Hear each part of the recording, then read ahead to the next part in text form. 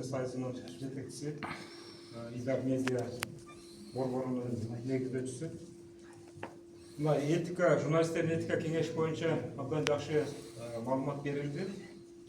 Бул жерде мына кадыр барктуу журналисттер отурабыз. Тажрыйбалуу бир практика болду да. Жакында Ошто бир журналистти бир адвокат сотко берди. Экөөсү да мындай коом алдындагы популярдуу адамдар.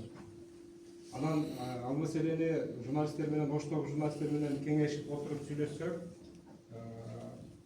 мындай чоң деле проблема жок да ал жерде. Анан не кылдык? Элге алып чыккан жокпуз. Өзүбүздүн кыргыздын салты боюнча кичине бир жерге чай коюп туруп, ошол жерге чакырып, эки тарапты. Бир тарап келбей койду.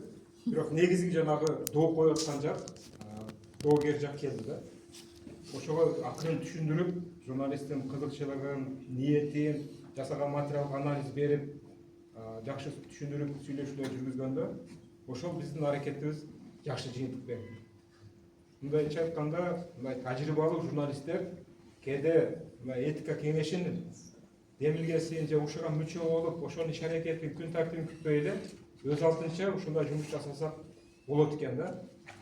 Анан этика кеңешинин ошол жерде кызматы ушундай жумуш жасап, эки тарапты элдештирип болгон фактылардын базасын түптөсө, ошону чогултса, анан ушул багытта бир жакшынакай мындай колго кармай турган иш жасаган журналисттер болсо, ошолордун эмгегин белгилеп, айтып, ошо журналисттер кеңешинин бир багыттуу иши болсо. Аны баары билсе, аймактарда да, республикада да балким, кээде баягы биздин этика кеңешке кайрылбай туруп деле кээ бир журналисттер ушул маселени чечип коюшу мүмкүн да. Бирок биздин базада ошол сакталса, анан ошол тажрыйбаны мына бул жакшы уюм иш уюштуруп атат, мына борбор. Ушул багытта балким ичинде тажрыйбалар бөлүшүп, мындай улуу журналисттерге, чоң журналисттерге элдештирүү тажрыйбасы боюнча бир семинарлар болсо, кандай кылганда эки тарапты жакшы элдештире алабыз, ошол жактан бир билбейм, сертификаттарды уюштуруп, ушул багытта биз бир окуулардан өтсөк, бир системалуу жумуш кетсе, менимче жакшы бир жыйынтык болот экен деп ойлоп калдым. Рахмат.